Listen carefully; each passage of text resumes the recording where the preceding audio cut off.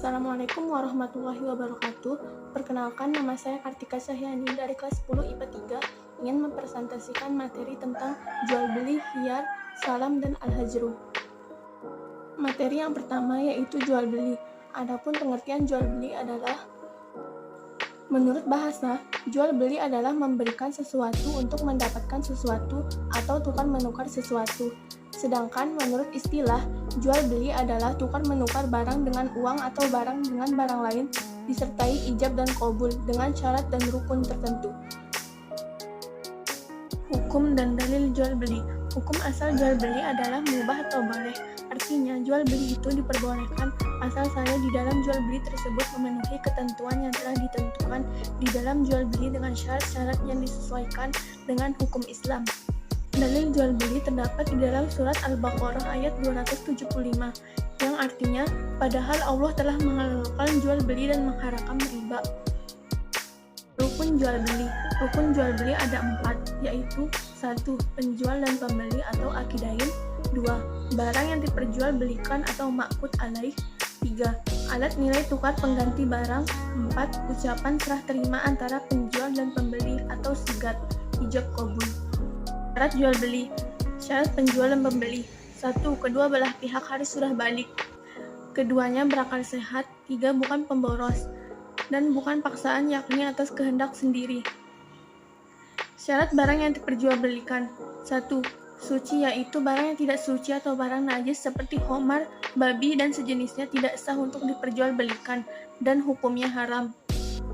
Bermanfaat, yaitu semua barang yang dapat digunakan untuk keperluan yang bermanfaat, yang tidak melanggar norma-norma agama. 3. Milik sendiri, atau bukan barang pinjaman atau sewaan atau sejenisnya. 4. Barang yang dijual dapat dikuasai oleh pembeli. Materi yang kedua yaitu hiyar.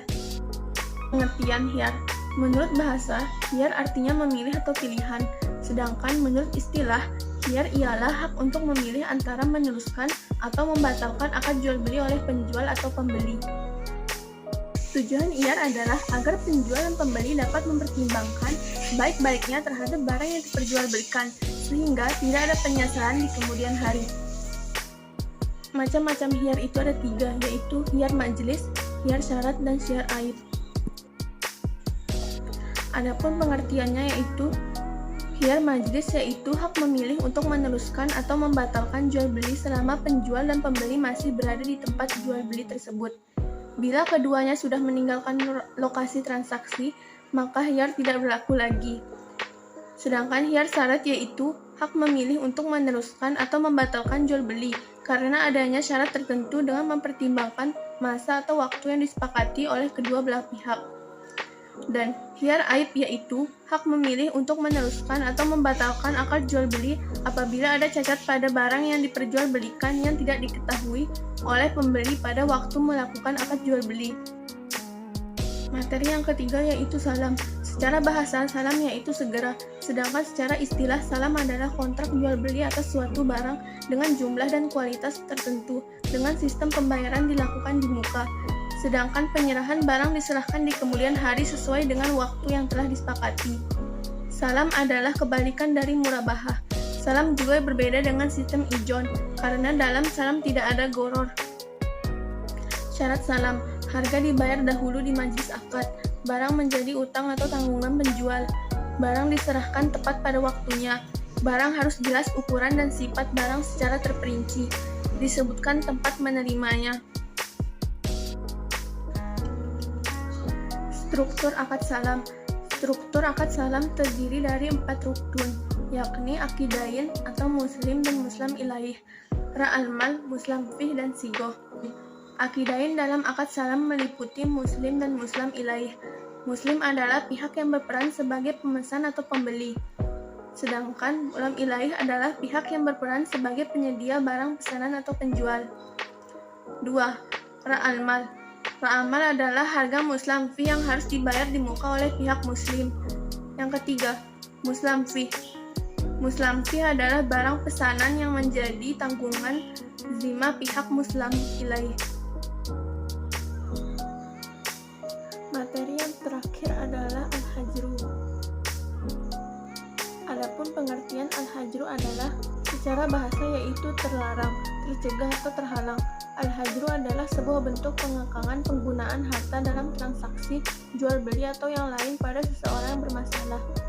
Sedangkan menurut istilah atau syara, al-hajru ialah tercegahnya seseorang untuk mengelola hartanya karena adanya hal-hal tertentu yang mengharuskan adanya pencegahan.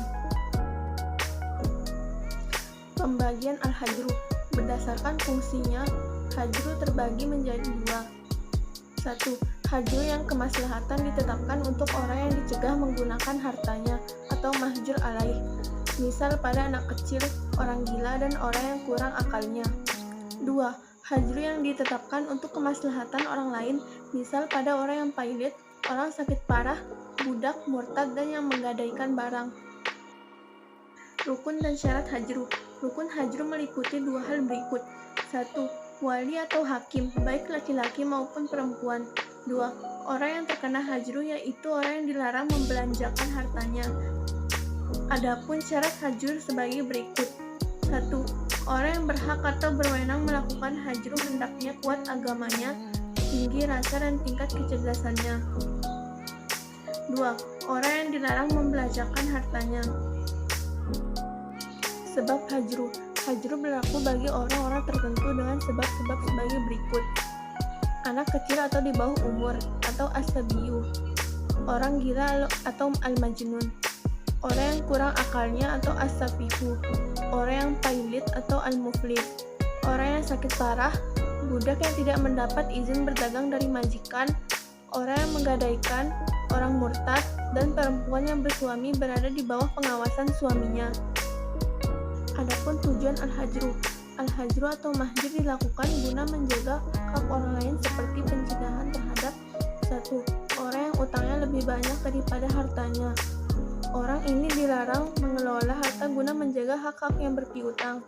Orang yang sakit parah dilarang berbelanja lebih dari sepertiga hartanya guna menjaga hak-hak ahli warisnya. Orang yang merungguhkan dilarang membelanjakan harta-harta yang dirungguhkan. 4. Murtad atau orang yang keluar dari Islam dilarang mengedarkan hartanya guna menjaga hak muslimin. B.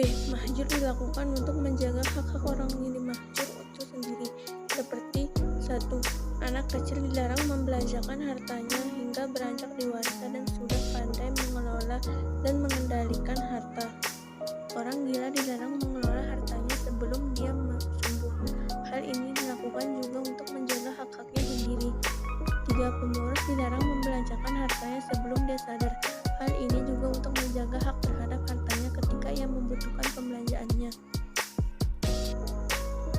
Sekian dari saya. Wassalamualaikum warahmatullahi wabarakatuh.